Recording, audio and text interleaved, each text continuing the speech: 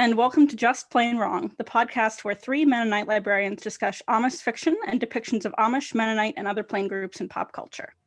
This week, we are joined by Andrew Unger, a Mennonite author from Steinbeck, Manitoba, and creator of the Mennonite satire site, The Daily Bonnet. Welcome to the show, Andrew. Thanks for having me on. So you're only our second guest, but we've decided that our tradition with guests is going to be to start off with our Amish romance title generator. So I'm going to share the screen and you're going to get to tell us your Amish romance title. Oh, wow. An Amish assassin's simple tears escape. Wow. I guess if an Amishman gets broken down to the point where they are an assassin, I would cry too. Yeah. I want to read that book. I'll write that book. That'll be my next. So that should be the next book you write, yeah. Really. Anyway, thank you for doing that. So talking about writing books, you have just recently published a book called Once Removed through Turnstone Press. It came across the desk at the Mennonite Historical Library a few months ago. I took a look. Would you give us a quick synopsis of what the book's about and how you came to write it? Yeah, so basically it's a story of a small Mennonite town in Canada where there's sort of warring factions, I guess as much war as you might have in a Mennonite town, not literal war, of course, but, pacifist war between the people in town that want to destroy all the buildings and, put up big box stores and a Walmart or something like that, and the people that want to preserve the history. So that's kind of like the main conflict. It's a comedy though. That didn't sound really probably very funny, but but it's, I usually tell people it's like 80% funny and 20% serious, so. Did you find yourself doing a lot of external research for the book, or was it all familiar enough to you that you could write a book about Mennonites without having to delve any deeper into research? Well, I think I did know a lot about, enough about Mennonites that the Mennonite aspects of it, I could write without doing a lot of research. There's some references to history and so on. And, there I would sort of just confirm the facts and make sure I got the details right. But there's times when I'm mentioning historic things that I deliberately changed from reality, because it's fiction. You don't want something to be someone be able to say, oh, that was me, or that was my grandfather, or something like that. So I did make some changes to history, even even after I researched it. But the other kind of research that I've done, over the last few years, my wife and I have kind of just as a hobby, just driven around in the rural area around here and just down gravel roads and stuff, and looked for abandoned buildings and historic sites, maybe even historic sites that aren't even acknowledged as historic sites, but old grain elevators. Or do you know what grain elevators are? Do you have those down there? Yeah, there was one in my hometown that was abandoned. My brothers and I used to go climb on it, kind of recklessly. It ended up burning down a few years ago. Yeah, exactly. There's probably a sign that we shouldn't have been doing that. Yeah, old barns, grain elevators, that kind of thing. So it's just kind of and especially during the pandemic, there's nothing else to do. So just drive around and see what's there. So that kind of played into it. I wouldn't call that research, but it did factor into my writing for sure. And actually, kind of as a follow-up question, I was just thinking, obviously you've done a lot of writing through the Daily Bonnet, but to write a full novel is, I'm guessing, a very different experience. But I would be curious a little bit in what some of the similarities and difference were in, making a different kind of... The style of humor, I would say there's definitely parallels. So I'm not sure if the book would exactly qualify as satire, but there's definitely parallels in the style of humor from the website to the book, and the particular cultural Russian Mennonites that are mentioned are similar. Writing the Daily Bonnet in some ways is much easier because you have a structure, organization of an article. You already have that kind of figured out for you. So it's just a matter of watching the news or paying attention and sort of putting a Mennonite twist on whatever's happening. But the structure, organization is all right there. But writing a novel, obviously, the structure is more complex and you have to develop characters and story over a much longer, the Daily Bonnet articles, most of them average maybe 200 or 250 words. So they take, 10 minutes to write. So this is just the sort of persistence and sustaining an idea for a long period of time. Definitely that is it's a totally different thing. Yeah. I'm sure. Well, you actually kind of mentioned something I wanted to talk about next. As followers of the Daily Bonnet, we've noticed that you make a lot of references about Canadian and Russian Mennonites, Mennonite groups with slightly different histories than the Swiss German descended Amish groups that we've discussed so far on the podcast. So we're curious, what is the biggest misconception you think that Swiss German Mennonites have about Russian Mennonites? That we're Russian? Exactly. Yes. Maybe Swiss German Mennonites are already aware of this. I don't know, but the term Russian Mennonite is actually a misnomer. It refers to the fact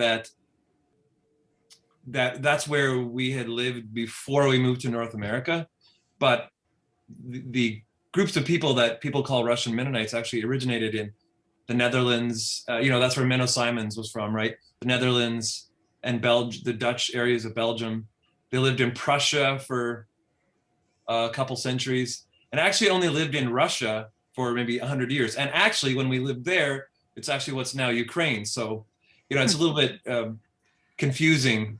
And the term Russian Mennonite, I think, is just stuck, and we use that to distinguish between Russian Mennonites and Swiss Mennonites. But really, it's not accurate.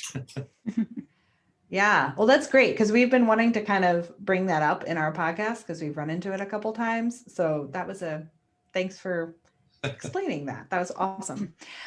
And then kind of as a related thing, what would you say, obviously, because there's very different foods associated with those different backgrounds, what is the tastiest food that non-Canadians are missing out on?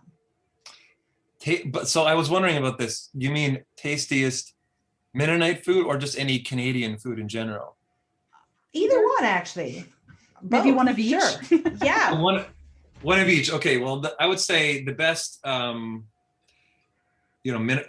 they would call Mennonite food, Russian Mennonite food that maybe Swiss Mennonites wouldn't be familiar with would be. Do you know what pierogies are? Yes. Okay, but Mennonites in Western Canada have a pierogi. Well, we'd say vrenice. That's how we'd say it. Yeah, have you heard that word or seen that word written? Yes, and I realized I have been mispronouncing it. Can you say that again? Vrenice. Some people say it vrenica. Okay. Depends on your dialect, but these are basically cottage cheese pierogies. And instead of putting sour cream like Ukrainians would do, you put something called schmontfat, which is basically it's like a bechamel sauce. But we're not so fancy. That's fancy talk. So it's called schmontfat, which is just like a white cream gravy, and then the farmer sausage, which is, I don't really know. I've had a lot of different types of sausages, and it's unique from any other, German sausages or whatever. So those would be like the Mennonite dishes that I think you might be missing out on. Although there's probably some Americans, maybe in Kansas Mennonites that might be familiar with those dishes. But in terms of like a quintessential Canadian dish, it's French Canadian, would be poutine. Are you familiar with poutine? That has gotten very popular in the US, I'd say, in the last 5 to 10 years. Yeah, it's a pub food. Yeah. So here, it started with just like the cheese curds and gravy, but now the poutine restaurants, there's 30 different varieties. It's not very healthy. It sounds delicious. I would love to go to a poutine restaurant. That sounds amazing. Half my family's Canadian, and my favorite Canadian foods are the summer sausage from Waterloo County in Ontario. Yeah. And probably butter tarts. Oh yeah. Is that not common in the States? They don't exist down here. I was say I've never heard of I them. don't know why. It's like a pecan pie, but without the pecans and more butter and in a tinier tart and better somehow. Yeah. I've seen actually people throw pecans in it. Then it's just a small pecan pie, I guess. I think the only Russian Mennonite food my parents ever made was like growing up was borscht, which I actually liked, even though it's like beet based and a lot of people don't like beets. But I don't think I even knew Russian Mennonites really existed until college.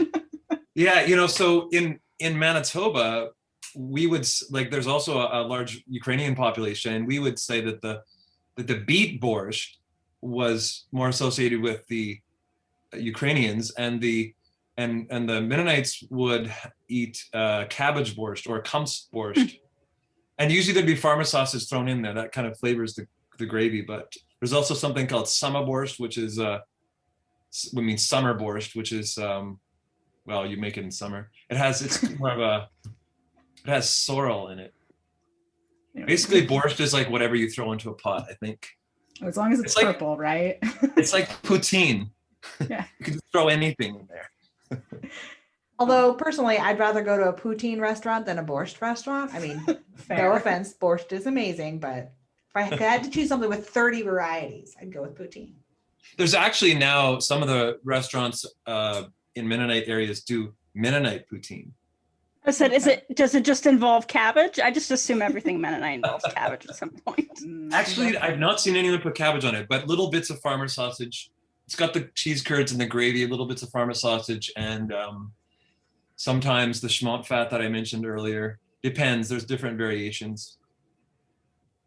Oh, man. Well, this has been fun. Often our episodes digress into like frugality tips. So this week we're digressing into all the culinary delights of Canada and Russian Mennonites. We do want to talk to you more about the Daily Bonnet and your work on that. So I guess, what was it like? Like, what's it been like running a satire site and starting a satire site for Mennonites? It's been good, I think. The reception has mostly been positive, not entirely, but for the most part, it's been positive, and it's, people seem to like it, so I keep writing it, I guess. So, and it's opened up. I mean, I think it's opened up opportunities for me in terms of like, I'm sure that probably a publisher probably wouldn't have been interested in my book if I hadn't started the website, right? I'm guessing. I don't know. It's been good in that way. And before the pandemic, I had opportunities to speak, and that was always fun to meet people, because sometimes you write an article and you don't know. You can tell how many people read it, but you don't really know which parts of it they find funny or don't or whatever. Mm-hmm. It's not like stand-up comedy where you have that immediate, direct audience response and know exactly where people are laughing and where people aren't laughing. Mm-hmm. So it's been interesting on the few times before the pandemic when I've read live in front of people, and parts that I thought were funny maybe didn't get a reaction that I thought they would, and parts that I thought, oh well, that's not that funny, got big reactions. So that was sort of an interesting thing, and it's sort of surprising sometimes. Yeah. Well, and you sort of mentioned your process, that you kind of pay attention to the news headlines and just sort of Mennoniteify things. But like, how do you have like a running list, and how many posts I know you post a lot, but how many posts do you try and write a week? Yeah, so I do have quite a long running list, and sometimes I don't write down an idea. It's not a fully formed headline. It might just be one word or one thing that comes up that I'm like, oh, I guess I haven't written about this or that. Like Dutch Bliss, that's something that probably both American and Canadian Mennonites are familiar with. I hadn't written about Dutch Blitz. Well, I have. Now I've written about it a bunch of times, but that might have just been the idea, just that one phrase or name would have been on the list. Oh yeah, so by now, I've been doing this since 2016, so I've written one every single day since then, and sometimes more than one. So I've written 2,200 or well over 2,000 anyways. And I don't necessarily write every day. I try to write every day, but I sometimes I'll write a few in a row or whatever, but I try to write a couple months in advance just so I never over time I developed, I had a sort of a stash, I guess you could say, of articles, so that I never felt, oh no, I've got to come up with something for tomorrow, that I always have this reservoir that I can draw on. So yeah, I have written, a couple months in advance. Of course, when something happens in the news, then you have to write it more immediately. But it's some of the more general, like a Dutch Blitz joke can be posted anytime. So of those 2,200 some posts, does one stick out to you that was particularly popular? I think perhaps statistically the most popular one in terms of that had the most clicks, I think, was the one about Mennonite biker gangs clash with Hell's Angels at Sturgis motorcycle rally. And I don't know why that one, sort of went viral, but some people thought it was real. But it should have been so obvious. That one was actually fact checked by Snopes.com because people thought it was real. And I described how these were like horse and buggy Mennonites, and they were, going to the Sturgis motorcycle rally and selling them quilts and stuff like that, and leading them in hymns, leading the bikers in hymns and stuff. And I don't know how people could have thought that was real, but whatever. That was funny. That was probably one of the more viral ones. Oh, that's great. That actually, our next question was if you had any examples of people thinking your stories were real. So I don't know if you have any other good stories. Definitely, it does happen sometimes. More so in the first 6 months or a year of the website, when people would come to it and they haven't heard of it before. Now it happens less often, but still sometimes there are people that think it's real, and that's sort of amusing, I guess. It's not the intention to deceive anyone, but it still happens. Shifting a little bit to just kind of talking about Mennonites and humor, do you have any favorite Mennonite jokes? Well, I don't know if it's that great a joke, but one that we always used to say was, what's the difference between a Mennonite and a canoe? Is canoe's tip? But maybe American or Swiss Mennonites don't have that reputation for frugality, or do you? Oh, we do. But I would hope that the new there's generation of us, we tip, right? Yeah. And any advice for Mennonites who want to try to be funny? Anything that you have found useful to you? Just observe. Just look around, And if you're thinking of, sometimes I'm writing about myself in a very literal sense, but observing yourself or observing your family or observing your church or your community or whatever. And if you just start thinking of it satirically or in a humorous way, I think the jokes are right there in front of you.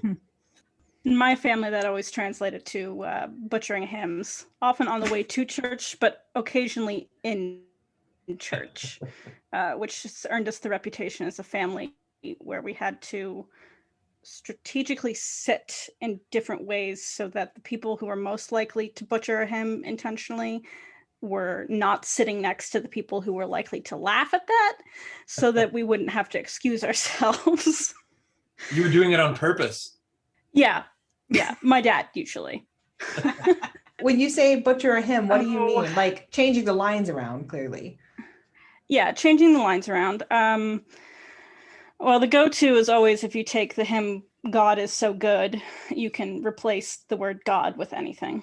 And that one's super easy. But then there's also things like, sometimes it was just simple substitutions of words that made no sense, or deliberately trying to rhyme things that no longer rhyme. My mother actually was maybe the most disruptive. She is a pastor's daughter, and she taught us, just as you can with fortune cookies, fortunes, if you add the words "in bed" onto the end of a hymn, it's just uniformly awful, and you will laugh and people will look at you weird. I was already thinking of some right now. Emmanuel, in bed, or Lord Jesus, hold me tighter, in bed. It's just You're corrupting us. So So I'm glad my family is not the only ones that had to sit strategically in church to avoid getting the giggles in inappropriate ways. Often what happened with our family is my brother would sing like the soprano line, and that would just crack me up, and we get dirty looks from my mom. And yeah, my favorite version of that is actually a misheard lyric when I was younger, but there's a line that for probably way too long in my childhood, I thought Kevin and Anita, as opposed to "and heaven and nature sing." I always thought it was Kevin and Anita sing. And then at some point I got old enough and realized that no, that song is not actually written about the missionaries that you know. It's, yeah. There's a city in Canada, Calgary, and I used to, whenever they said Calvary, you know, in when they're reading scripture or in a hymn, I always thought they were talking about Calgary. I'm like, why is that being mentioned? That's great. Yeah, I used to figure if we're laughing in church, the worst thing is that you might be a little bit disruptive to someone else's experience, but I have to assume that Maybe you're contributing. that God doesn't care, because I would have been smoted or smitten or smited before then. You survived, so must be okay. So, because our podcast is mostly focused on pop culture depictions of Amish and Mennonites, we thought we would ask you about what your favorite depiction of Amish and Mennonites in the media is, and whether that's favorite because you think it's the worst or favorite because you think it's the best. We'll leave up to you. Wow. Okay. Well, does a passing reference count? Yes. Go for it. Okay, because I can think of a couple really good jokes, and I'm probably not repeating them quite correctly. There's an episode of Modern Family where they were getting married, and they went to the wedding planner or whatever, and they were surprised at how expensive it was, and they said, well, you know, we can cut out the booze, the music, and the whatever. And then he said, oh, what is that, the Mennonite package or whatever? Mennonite package. I'm not repeating it verbatim. There's some good jokes like that. Yeah, I'm actually surprised it gets in there, especially Amish. I think probably people have this image of what Amish means, you know, whereas I'm surprised actually when Mennonite sometimes it's mentioned, because fewer people know what that is. I've been to enough weddings that are at Mennonite churches, and enough Mennonite churches that don't allow alcohol at a wedding. And usually there's no dancing. Yeah. So that sounds pretty accurate. And half the time those weddings were also potlucks. So they were, as far as the frugality is concerned. Well, and I think there is something to that, because oftentimes Amish tend to be much more popular in terms of popular fiction, and because they're so much more distinctive. So there is that element of just like any mention of Mennonites is like, oh, they said our name.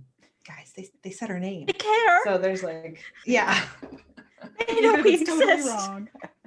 There's actually a scene in my book where they go to a used books sale, and there's table after table of Amish romance books, and they're trying to find something they like. The person at the book sale says they can take a whole. It's like $10 a box kind of thing. Just fill up a box. It's $10. Have you ever had occasion to read a Bonnet novel? That's, I don't think that I've read one that would actually qualify as a Bonnet novel, like a Amish romance. I'm trying to think. Yeah, probably not. Yeah, I don't know. What would be a few titles that I would. There are some kind of like classics of the genre, like The Shunning by Beverly Lewis, and some of the ones that are kind of played kind of critical roles. And we have not really ventured into those yet. We've mostly been whatever happens to be freely accessible at the time when we're picking books. Yeah, there's so many. You can just, if you Like our first one that we did for this podcast involved a camel farm, and we've done ones that have tornadoes. So like if there's just something else, like so you can just choose Amish and then whatever other thing you want to read about, and you can almost certainly find an Amish fiction book that like combines those two things. I did a Daily Bonnet article that had, I think the headline was "Mennonite Woman Amasses the World's Largest Collection of Beverly Lewis Books" or something like that. So, That would be accurate. is that you? Is that Oh one? no! Oh no! It's our workplace though. As far as the romance novel goes, we are figuring that it's at least 2 Mennonite Amish themed romance novels published a week on average. Wow. So it adds up. Yeah. Is bonnet ripper a correct term, or do people not use that term? We use it because we think it's funny. Okay. Bonnet ripper, bonnet novel, Amish fiction. romance, they're all kind of interchangeable.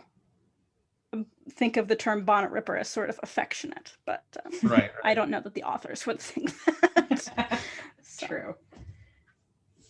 Well, that wraps up this week's episode of Just Plain Wrong. A huge thank you to our guest, Andrew Unger, for being here. We had a great time chatting with you about your novel, Once Removed, and your satire site, the Daily Bonnet, for all your Mennonite satire needs. And thanks for giving our listeners some insider info on Russian and Canadian Mennonites and how they might differ from the Amish groups we typically talk about on this podcast. We will be back next week with an episode on Belle, an Amish retelling of Beauty and the Beast. We were able to find that on Hoopla through our public library, so you can check there if you want to read along. Follow us on Twitter, Instagram, and Facebook at Plain Wrong Pod, or you can reach us on email, plainwrongpod@gmail.com. Thanks for listening.